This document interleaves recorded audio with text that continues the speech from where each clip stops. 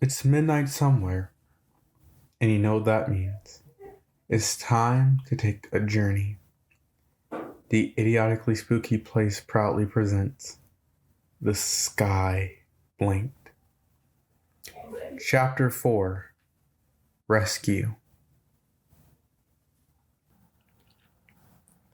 Bit by bit, inch by inch, the figure emerges from around the corner. He's looking forward, farther down to the tunnel in front of it.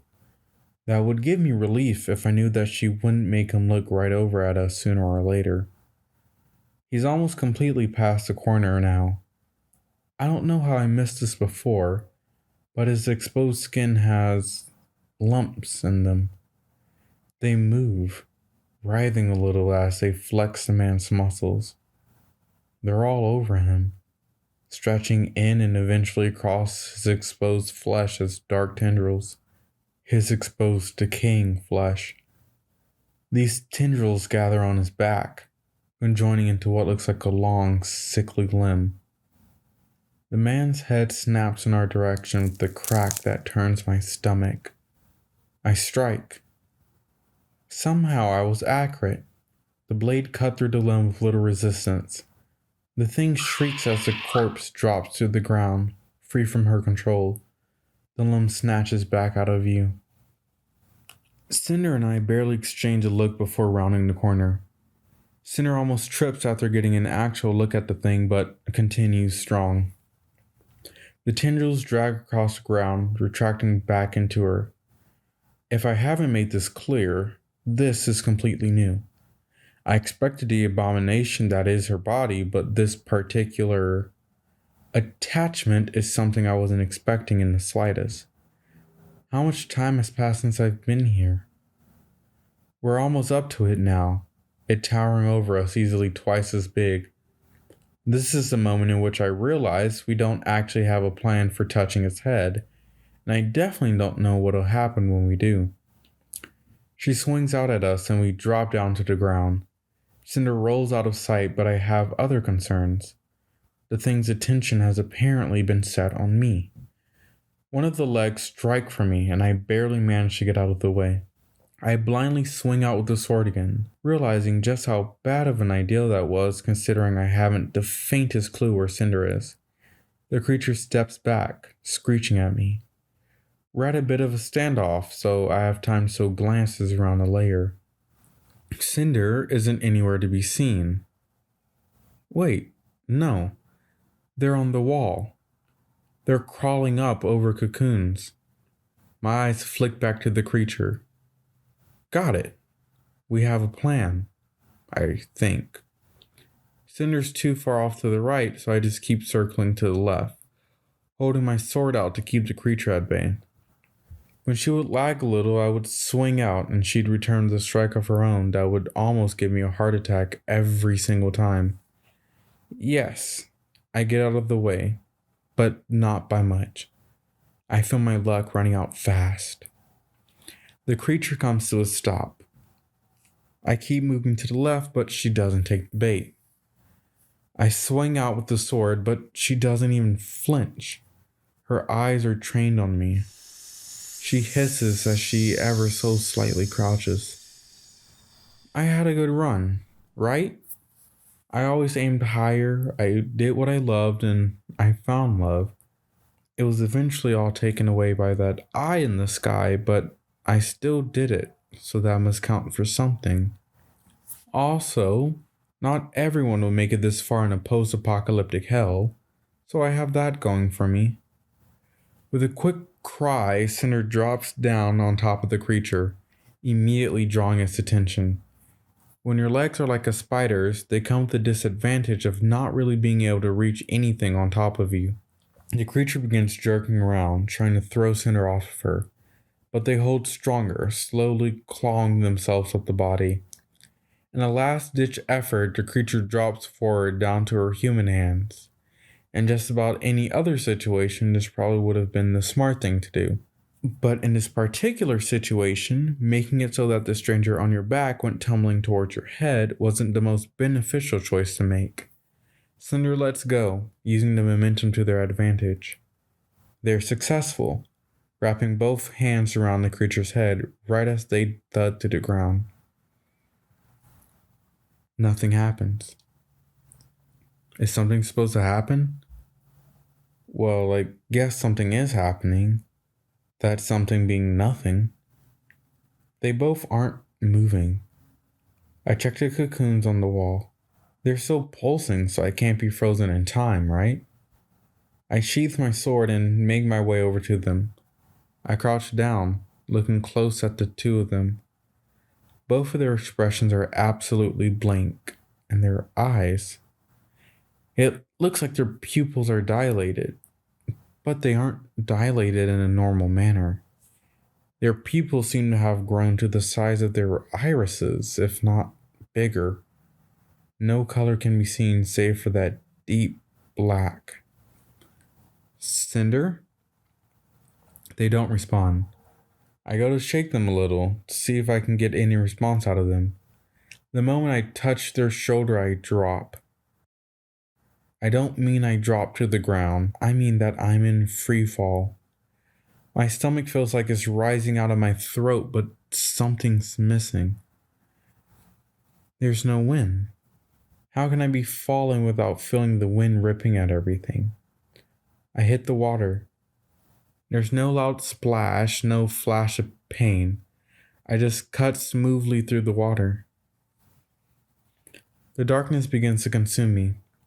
I don't even think I had to register that I wasn't surrounded by darkness before. It doesn't take long before I can't see a thing. I can't see. Can't hear anything. Can't smell anything. Can't feel anything. There's just nothing. Am I dead? The darkness curls away, lifting up above me in swirls. I'm in the hall of some house. What house? I haven't the faintest clue. I hear some noise from down the hall. A spoon clinking against a cup as someone stirs. I walk down the hall and turn the corner to see Cinder sitting at a table across from a woman. I immediately recognize her despite her actually looking human now. The table sits in the center of a small kitchen, the color scheme consisting of a pale green and yellow. The woman is the source of the sound. She's stirring a cup of tea as she stares out of the window. She hasn't acknowledged me yet, Cinder says. I round the table to stand next to them. The woman's face is calm. I look out the window, and all there is for all eternity is a vast, endless field, save for one mountain out in the distance. Did you try taking the tea? I ask. It won't budge. It's like it's glued to the table or something. I look around the room for a moment. There has to be something here that can help us, I mutter. The whole point is that she's lost in her memories, right? Cinder gets up from the table and begins looking around the room. We both begin looking through drawers and cabinets, but they're all empty. I open one of the upper cabinets and am met with the only thing in the entire kitchen. Another teacup. This one is painted gold with 2 lines of white creating rings beneath the rim. I look at the cup the woman is stirring. It's painted white with 2 lines of gold creating rings beneath the rim. I pick it up. The stirring sound stops. I look back over my shoulder. She's still looking out through the window, but she's still now. Cinder bobs her head toward the table, and I carefully set the teacup down right next to hers. I step back and we wait. The woman slowly turns her head towards the cups. She smiles. My husband brought us these cups, the woman says. She doesn't look at us or anything, she just speaks while looking at the cups. They were gifts to mark the beginning of our marriage. We would drink tea together all the time, looking out across the field to the mountains. At the angle we were, looking outside meant looking at nothing but nature. I always knew there were people right at the other side of the house, and that there are injustices and general bad everything somewhere on this planet, on this continent, on this country, state, neighborhood. But while sitting here and looking at the mountain, I can imagine that there was only me, my husband, and peace. The woman goes silent, still staring at the cups in front of her. Her eyes begin drifting back out the window. "Why are you here?" I ask. She freezes. "All of this doesn't happen because you liked having tea in the evening." For the first time, she looks at me.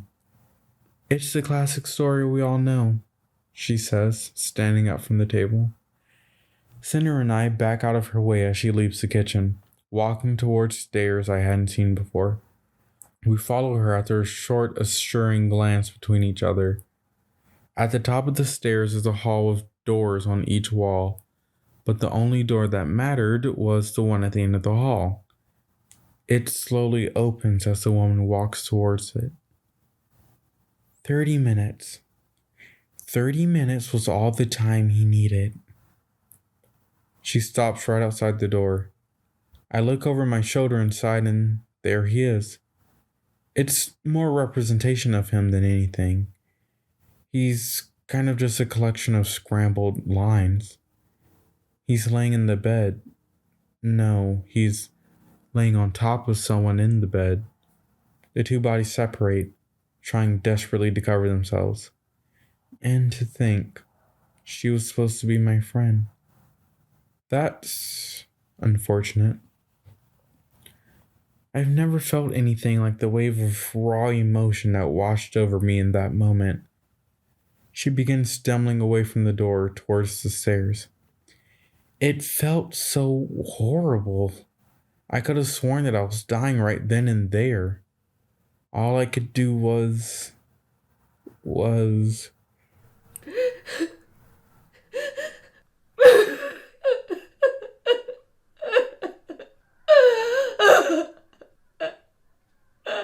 The entire house begins trembling as she lets out that cry. I stumble back into the wall behind me. I don't know if I actually need the support or if it's just natural reaction. A figure runs out of the room. It's the friend. She runs for the stairs. The woman lunges. A small struggle between the woman and her friend ensues. I think to intervene, but it's just a memory. Would that even do anything? Then she's falling. I don't know how it happened, but the friend isn't on her 2 feet anymore. I notice the silence. None of us move. I'm not even sure we're breathing. The figure of the husband comes running out. She steps aside for him, still in shock. I can hear the man screaming, "What did you do? What did you do?" "What did I do?" the woman mutters. "I don't remember exactly how it happened. What did I do?" The world begins to bleed into itself, reality shifting and swirling. Then everything snaps into place. We're standing in the front lawn. Somehow I ended up outside, tears running down my face. I think I was hoping for silence, but that's not what I got. My neighbor was on her lawn. She was making this god-awful sound that made my teeth clench together. To my horror, her children were outside as well, and with a slow turnaround, I spot neighbor after neighbor after neighbor, all making that terrible sound save for a few trying to wake their loved ones up. Everyone making that sound was looking to the sky. I looked up.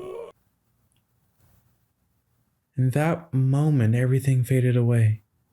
It was just me and the void. And as the void looked back at me, I understood everything. In that moment, we made a bargain. I could go back to when everything was peaceful and perfect. It could see what would happen after it made some adjustments. We're back in the kitchen. I don't remember the switch, but it apparently happened at some point. She's sitting back at the table, once more looking out the window. I look over to Cinder. What the hell are we supposed to do? Cinder looks just as conflicted as me. Then he walks into the room. I flinch, not expecting anyone else, but Cinder doesn't look surprised in the slightest as this man walks into the room. Elizabeth, he says, looking at the woman. She turns. You remember my name, she mutters. Of course I do, honey. At this point, I'm so confused I don't even try to make sense of what's going on. But for Elizabeth, I guess things are different. I can almost see everything coming back to her, as if it was tucked away somewhere and this man somehow was able to draw it all out. Jarrett, she says, standing up from the table. He holds his hand out to her and she takes it. Jarrett pulls Elizabeth close and embraces her. They just stand there, staring at each other for a moment. Nothing but love in their eyes. That is, until Elizabeth's eyes furrow a little. You're not Jarrett, are you? She asks. No. One moment they were right in front of us, and the next they've dropped through the floor. Was that our doing? I asked Cinder. Yes, I think so. They're unsure. The world begins to swirl again, but instead of changing scenery, darkness takes over. We're back in the tunnels. I drop my hand from Cinder, dropping back into a seated position. My head is throbbing and I can hardly make sense of anything. I squeeze my eyes shut and I keep them closed until everything feels somewhat normal again. Oh, I hear Cinder say. My eyes flutter open. Cinder's hand is dropping away, but instead of dropping away from a hideous creature, it drops away from a woman. Elizabeth. Oh, I mutter as well. What else is there to say? She isn't moving. I would check her pulse, but I'm pretty sure I already know what conclusion I'd come to. We tried, I say. That's what counts, right? Sure, Cinder says. They look disappointed, almost as if they never fathomed the idea of this not working. I get up from the ground and hold my hand out to them. They accept it and I help them up. A crackling catches my attention and my eyes snap to the wall, expecting some hidden danger, but it's the cocoons. They're shriveling and breaking apart, collapsing under the weight of what they held. Some break to drop out corpses, and I look away. The people trapped in the center were probably here from the beginning, slowly being consumed. I want to leave, Cinder says. I give no argument. I want to leave as well. I pull out my flashlight and lead the way, heading down the tunnel. I can only hope it's the right way. It feels right. Cinder? Yeah? Do you think they all chose to be that way? To be evolved? Cinder thinks on this for a moment. No. I just think those who believed are being helped are easier to change, to control. I guess that answer is as good as we're going to get without trying to revert every single one of these things. Which brings my mind to something else. How do you do it? How'd you get us into her mind like that? Cinder doesn't look at me. I don't exactly know. I think when she connected to me and opened that bridge, I was able to just see how to help her. Yeah, but there's a difference between a therapy session and literally going into someone's mind. We make eye contact for a moment. Is that fear in their eyes? Cinder changes their focus to behind me. For what feels like the millionth time today, I turn my light to whatever's behind me. The remains of a cocoon is illuminated.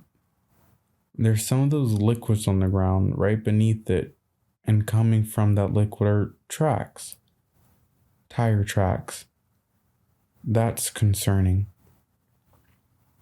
I motioned to Cinder to stay quiet as I followed the tracks with my light. They lead to a junction of a few tunnels. I slowly followed the tracks, stepping into that junction. A quick pan through the room shows nothing of concern. I turn my attention back to the tracks. They turn and head down a tunnel off to the left. I make sure Cinder's right behind me before heading towards the right. The tunnel makes a short bend, more of the tunnel revealing itself as we get closer. I'm being watched. I hadn't noticed him at first. He was too far along the curve. But now he's illuminated. He drops down in our direction, his sick body coming into the light. A twisting Frankenstein of man and machine. He grins. I swear he grins at me. Naturally, I try to retrace our steps, but another one of them is already there. More of them emerge from each tunnel, releasing low growls mixed with the rumblings of an engine. We're screwed. I'm sorry I couldn't get us to your brother, Cinder, is all I can think to say. I'm going to need you to stay calm, they say. What? I just know that I would never hurt you, okay? I was trying to keep this under wrap because I know it's hard to understand, but I seriously need you to trust me. What are you talking about? I know you know something's off with me. My name isn't Cinder. I don't care if you gave me a fake name. It's not a fake name, per se.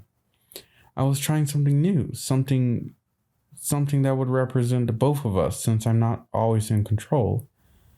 I'm not alone, Jeremiah, and my passenger can be hard to understand. Cinder turns me towards them. Just stay calm. There's so much fear and genuine care in those eyes. They take a breath. Jefferson, you're free to take over. Cinder's back arches and their entire body begins to convulse. I step back out of pure instinct, but I'm not the only one shying away. The bikers are no longer confident in their stances, some rolling back far enough to almost hide. The air begins to buzz, and as I watch, darkness begins pulsing through their veins. Cinder snaps back upright, and all that's left is silence. Their eyes are cold as they look over me, a coldness I recognize. Cinder? I ask. Annoyance immediately washes over their face. Don't you dare call me by that insipid name. My name is Jefferson, and that is what you will refer to me as. They hold out their hand. A handshake? Cinder wants... Don't even think it. I stumble back. Jefferson's voice came from inside my head, as if I thought his response myself. It's not until this moment I realize just how much fear is within me right now. I get this sudden feeling that I know very little about anything, and to be frank with you, that terrifies me. Jefferson grins. That's better. He drops the hand. We can get to pleasantries after I take care of these lost souls. He slowly turns, taking in how many there are. He laughs to himself. It's been so long since I've been in full control.